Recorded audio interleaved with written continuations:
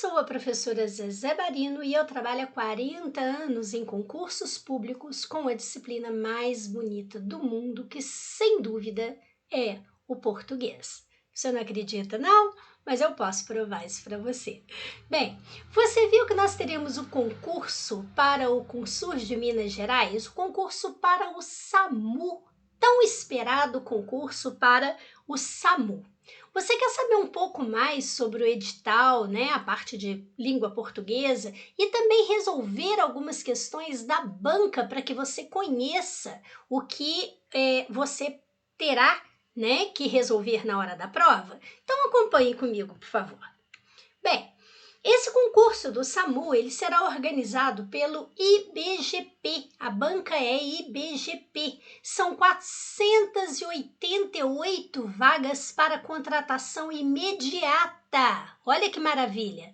E veja, nós teremos vagas para níveis médio, técnico e superior, certo? Nós temos uma remuneração, obviamente, variada, né? Porque é médio, técnico e superior, mas uma boa remuneração. Inscrições de 10 de janeiro até 8 de fevereiro e as provas já agora 24 de março.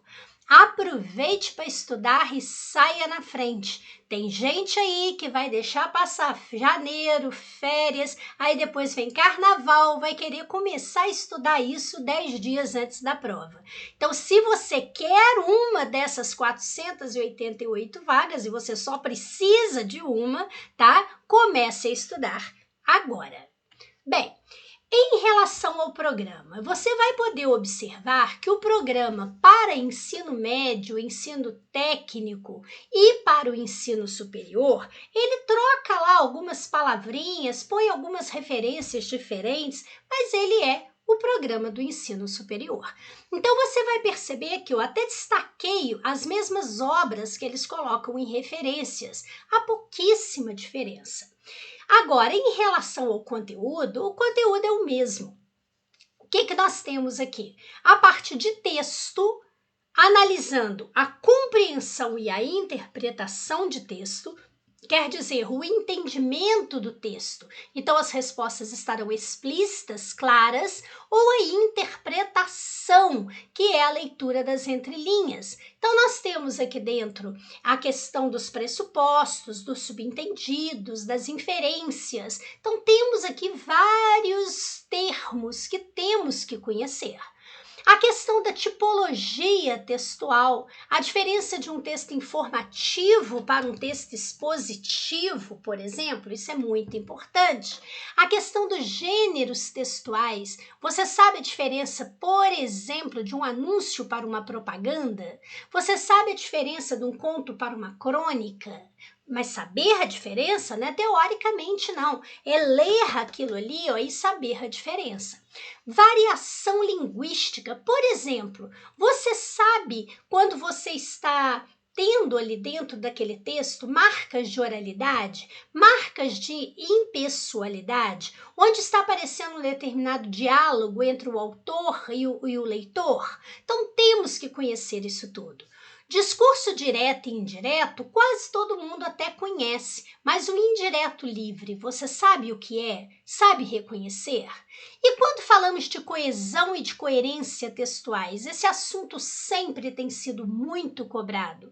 Então, aqui dentro, nós temos a questão dos termos que fazem referências a algo que já foi mencionado ou a algo que será mencionado, que é a função anafórica, a função catafórica. Temos a função deítica, por exemplo, dos pronomes demonstrativos. Temos o emprego do pronome relativo. A pontuação entra aqui dentro. São vários aspectos a serem estudados. Estratégias argumentativas. Você sabia, por exemplo, que quando um autor do texto escreve assim, de acordo com a Constituição Federal Brasileira, ou, por exemplo, ele escreve assim, conforme diz o Código Penal, ou o professor fulano de tal da USP, isso é uma técnica argumentativa? Ele está usando aí uma autoridade para comprovar o que ele diz. Isso se chama argumento de autoridade. Viu como que fica fácil aprender assim? Pois é, nós temos o estudo da morfologia. E quando falamos em morfologia, um dos estudos é o processo de formação de palavras. Você sabe a diferença da derivação para a composição? Você sabe quando a composição é por aglutinação ou por justaposição? Não adianta ficar lendo isso a vida inteira, não. Você tem que aplicar, você tem que saber bater o olho e entender como resolver essa questão. E as classes de palavras? São 10 classes: artigo, substantivo, adjetivo, numeral, pronome, verbo, advérbio, preposição, interjeição e conjunção. Mas você não tem simplesmente que saber identificar ou saber a flexão, tá? Veja que o verbo também está aqui, ó, flexão, conjugação. Nós temos que saber empregar. Então está aqui, ó, por exemplo, no verbo, a correlação entre tempos e modos verbais. Aqui o emprego do substantivo, do adjetivo, do pronome, do verbo, do advérbio, da preposição, da conjunção. Por exemplo, você sabe usar o pronome relativo cujo? Você sabe quando o pronome relativo cujo ou o pronome relativo que tem que receber uma preposição antes ou não? Então, tudo isso nós temos que estudar. E tem que ser de uma maneira muito rápida, muito direta, porque a prova já está aí. Nós temos aqui a parte da sintaxe. Então, no estudo da sintaxe, nós temos a oração. Então, temos lá, né, sujeito, transitividade verbal, predicação verbal, a diferença do objeto indireto para o complemento nominal e o adjunto de nominal. Ai, Zezé, é difícil saber isso. Não é nada, tá? É bater o olho e identificar. Existe dica para você poder saber fazer isso. E também entram aqui as orações. Então, tem lá oração subordinada substantiva, oração subordinada adjetiva, oração subordinada adverbial. Cada uma tem uma marquinha que é só dela. Você vai bater o olho e vai identificar. Então, aqui entram os aspectos sintáticos e os aspectos semânticos. Sempre que se fala em semântica, está falando de sentido. É por isso que é importante a gente entender o que é um estudo de morfologia, o que é um estudo de sintaxe, o que é um estudo de semântica. Então, a partir daí, nós temos concordância, regência, o uso do pronome relativo, a colocação dos pronomes pessoais oblíquos átonos. Se você sabe quando usa o o e o lhe, e a maioria não sabe, aí vem uma outra dúvida, ele fica antes do verbo, no meio do verbo ou depois do verbo? Quer dizer, próclise, mesóclise ou ênclise? Temos que estudar isso, como também crase e pontuação. Veja que aparece aqui a ortografia oficial, que não é apenas olhar se uma palavra se escreve com G ou J, mas entra na questão da semântica, os parônimos e os homônimos, por exemplo, né? Quando eu uso ratificar, retificar, infringir, infligir, aquelas expressões que causam dificuldades, afim junto, afim separado, uso do porquê, entra também o emprego do hífen no novo acordo ortográfico, e acentuação gráfica no novo acordo ortográfico. E ainda, a banca IBGP põe uma observação. E ainda, todos os conteúdos tratados nas referências definidas nesse programa. Ou seja, além disso tudo, eles podem cobrar qualquer coisa que esteja nessas referências. E isso aparece aqui, ó, no ensino médio também. Tá vendo? Ou seja, o que você vai fazer? Você vai pegar todas essas obras aí e ficar lendo todas essas obras? Ah, não, eu vou comprar na banca uma apostila que traz isso. Mas será que essa apostila ele está de fato, e não apenas impresso na capa, de fato de acordo com a banca? Tá? Então a gente tem que tomar muito cuidado na hora de estudar para um concurso para que a gente ganhe tempo.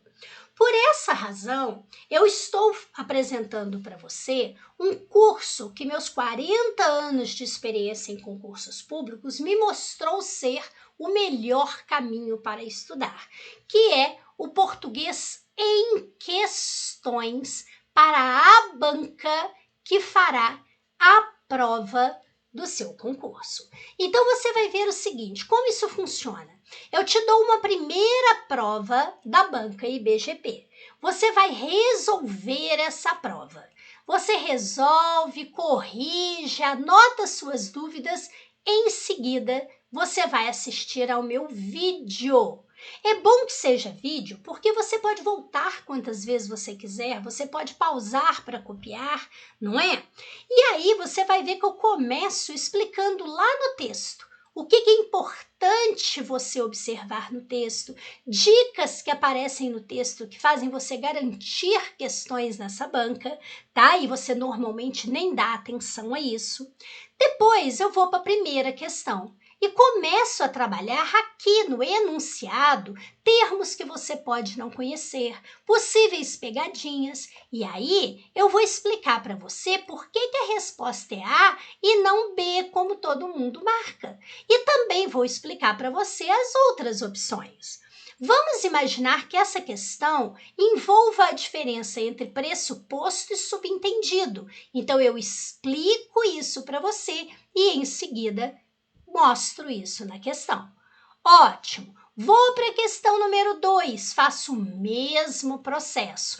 Essa questão envolve a diferença de objeto indireto para complemento nominal, para adjunto adnominal. Ótimo, eu explico. Não, essa questão envolve a diferença de uma oração subordinada substantiva adjetiva para uma oração subordinada substantiva adverbial e uma oração subordinada substantiva, Então, a subordinada, né? Adjetiva, adverbial ou substantiva. Eu explico isso aqui para você.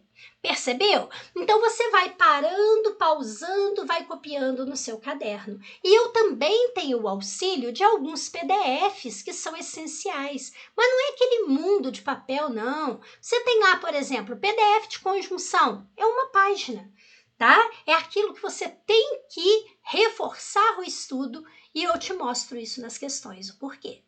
Imagine você trabalhando isso já nas questões. Você testa o seu conhecimento e você tira a dúvida.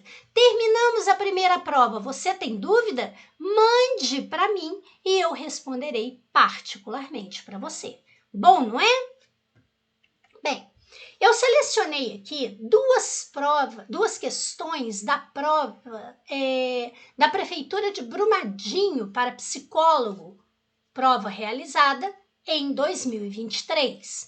Então, veja só, nessa primeira questão aqui diz assim, analise a seguir o trecho retirado do texto para responder as questões 3 e 4. Então, está aqui a questão 3.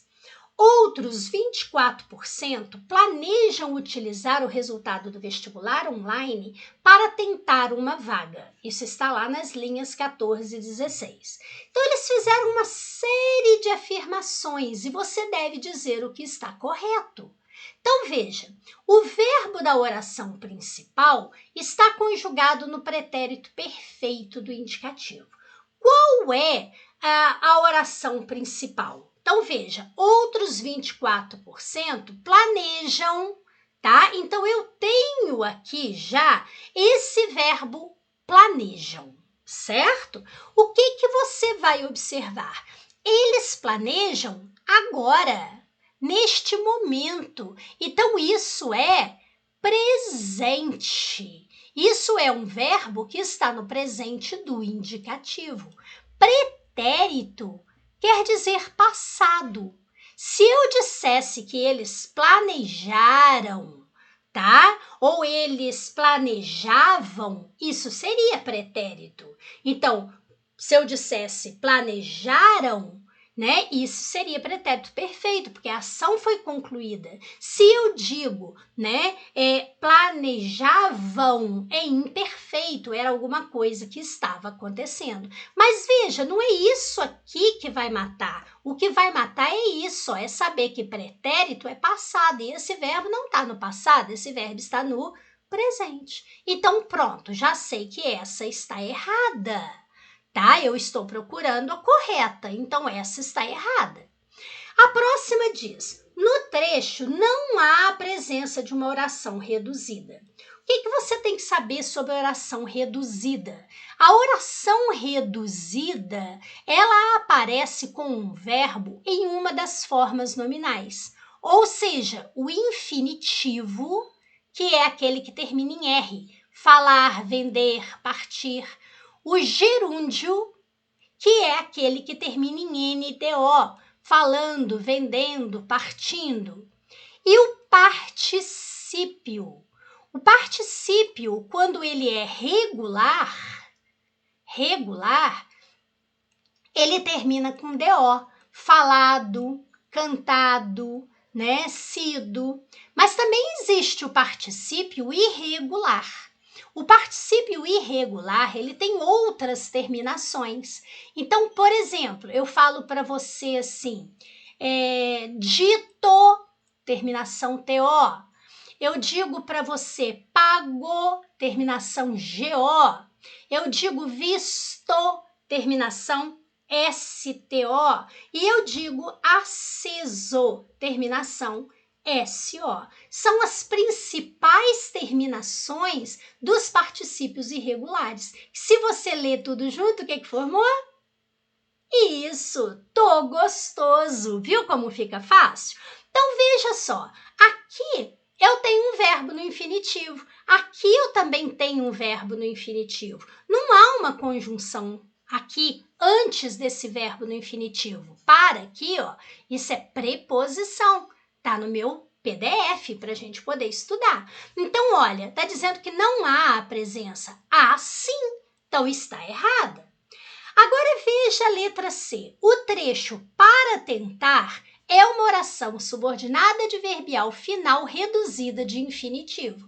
Bem, ela é reduzida? Sim. Nós não falamos que é reduzida, ela vem com o verbo em uma das formas nominais? Sim, ela é reduzida. Esse verbo está no infinitivo? Sim. Então é uma oração reduzida de infinitivo. Ainda, o que você observa? Esse para tentar é o mesmo que a fim de tentar. A fim escrito separado, tá? Esse indica finalidade. A fim junto é de semelhança. Meu pensamento está afim com o seu, está semelhante, aí é junto. Esse afim indica finalidade. Então, sim, é final, é reduzida de infinitivo. E aí você vai ver que é uma oração subordinada adverbial, na minha dica que eu dou a você da diferença de uma subordinada adverbial para uma adjetiva e uma, né, substantiva. Claro que no curso a gente fala com mais detalhe. Então é verdade que eu tenho isso daqui. Agora, na letra D diz que o período é simples, formado por uma oração. Não, olha, eu tenho planejam, que é um verbo, utilizar, que é um verbo, tentar, que é um verbo. Todos esses verbos são significativos. Existe o significado aí dentro da frase do planejar, do utilizar, do tentar. Então, isso não é apenas uma oração, porque para que seja oração, é necessário que tenha verbo. Então, eu tenho mais de uma oração. Esse período não é simples, esse período é composto. Então, realmente, a única correta é a letra C. Só que aí vem a hora da manha, né, gente? Vamos lá, vamos ver uma coisa importante aqui dentro. Aqui está dizendo que não há presença de oração reduzida. E no outro está dizendo que há uma oração reduzida. Então, é óbvio que uma das duas está errada. Não é? Então, é lógico que você já tem uma ótima maneira de chegar na sua resposta, certo? Então, a gente vai ensinando para você também essas manhas na hora de fazer a questão, certo? Bem,